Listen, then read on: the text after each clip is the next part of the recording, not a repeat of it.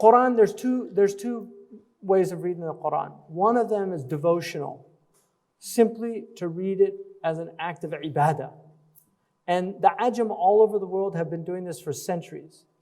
Like, if you want to see, if you go to a lot of mosques where people understand the language generally of the Quran, they do 8 rakats, and very often very short, and then they leave in Ramadan. If you go to a lot of the Ajam countries, they do the 20 rakats and do the juz every night, right? They're Ajam. Sometimes you see people crying. It's amazing. That's one way of reading the Quran, just what's called ta'abbudi, just devotional. يتعبد بالقرآن. The Quran, أَفَلَا يَتَدَبَّرُونَ الْقُرْآنَ أَمْ عَلَىٰ قُلُوبٍ أَقْفَالُهَا. Don't they think deeply about this Quran? Don't they ponder the Quran? So the Quran was revealed to be pondered, clearly. Then we get to the tools of understanding the Quran. And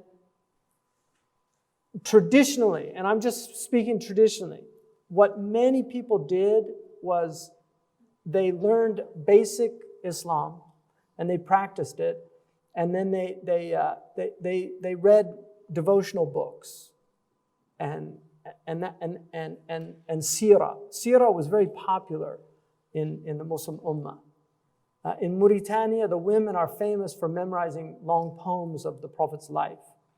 They're not scholars. They're just people that love the Prophet, and they teach their children these poems. And so there's a devotional component that's very powerful. Now, for somebody who's educated like yourself, who has an intellect, you want more, because that's not satisfying for everybody, right? Some people, they're very content with that level. Not everybody's intellectual, and not everybody was meant to be intellectual. Some of the best people I've ever met are very simple people. I've met illiterate people that I would take over some of the most educated people I've met any day of the week, right? And I have no contempt for people that are uneducated at all. I really try not to, I've been fortunate, I've been privileged to have a relatively good education. I had a good education before I became Muslim. I went to some really good schools, private schools. I was fortunate because there was a trust fund to do that from my grandfather.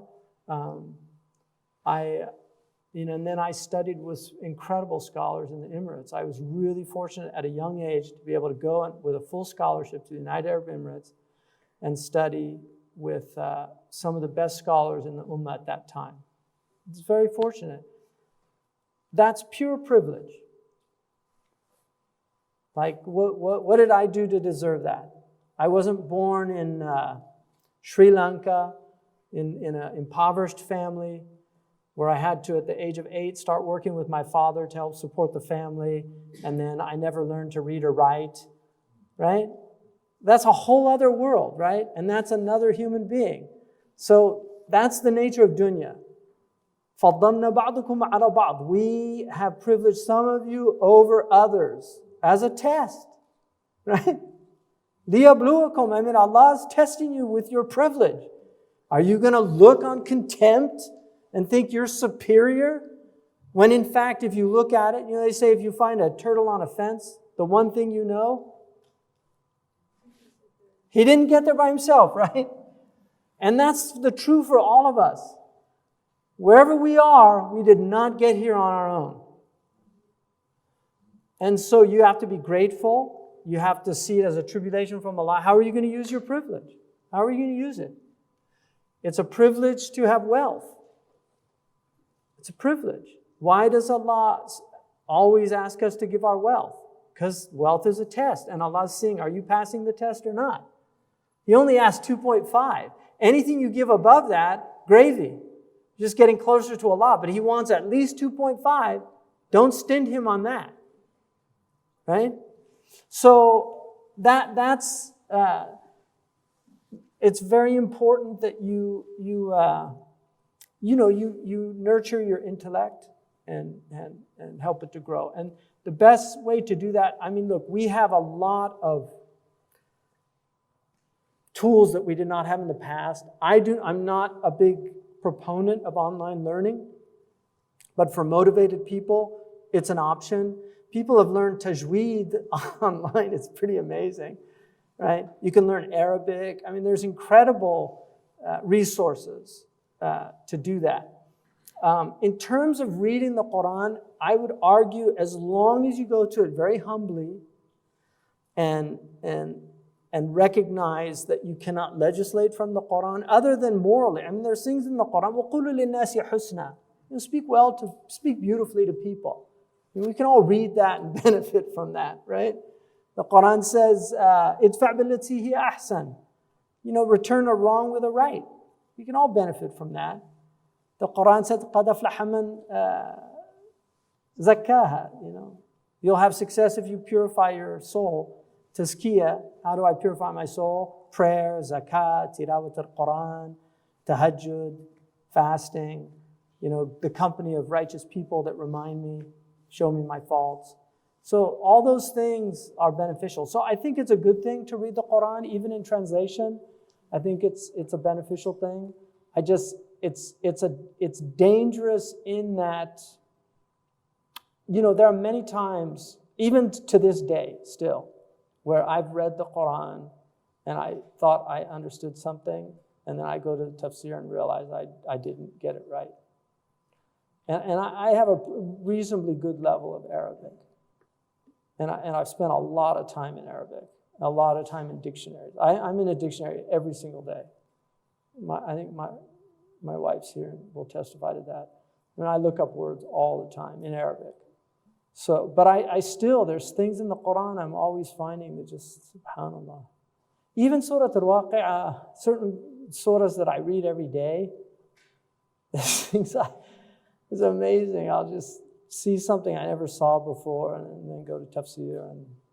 And there's not very many really good Tafsirs, to be honest with you. Most of them just repeat what previous Mufassirun said because they're scared. I'm telling you the truth. The ulama were really afraid of the Quran. It's like, who am I to say what God means? So they'll just say, قال الطبري, قال القرطبي. I mean, that's literally what they do. So if you have Tabari and Qurtubi, you pretty much have all the tafsirs because it's like the commentaries of a hadith. They all go back to the same commentaries. قال قاضي عياض, قال ابن بطال. They all quote the same sources because very few people wanted that. They were just very careful about saying, because you're saying this is what God means. That's a big claim. And that's why very few people wrote tafsir. There's 1 million books on tajweed. Everybody wrote a book on tajweed. There's so many books on tajweed. I can't believe you go to the suq and there's a new book on tajweed. I'm like amazed. And I'm always hoping maybe they found some amazing way to teach it. You open up, it's all the same stuff. There's 17 points of articulation. There's here's all the mudud. It's all the same. Never anything new. So if you have a new way of teaching tajweed, by all means, write a book on tajweed. But if it's going to be the same thing, don't. Save yourself. But there are exceptions. Fakhruddin al-Razi is an exception. He definitely had some new things that nobody said before about the Quran. Also, some of the al-Bursawi, some of the great Sufi commentators had some really interesting insights. Ibn Juzay al-Kalbi talked about As-Sulami's book that he called al-Haqa'iq, the realities. He did a short tafsir of the Quran, and Ibn Juzay said some people called it al-Bawatil, the vanities, instead of the realities. And he said, but if we're fair, we'll say فيه حقائق وفيه بواطل. It has some realities and it has some vanities in it. So, but tafsir is very rich study. Alhamdulillah. So, subhanakallah wa bihamdika ashhadu an la ilaha illa anta. Did that help a little bit? Yeah, más o menos. Yeah. My apologies.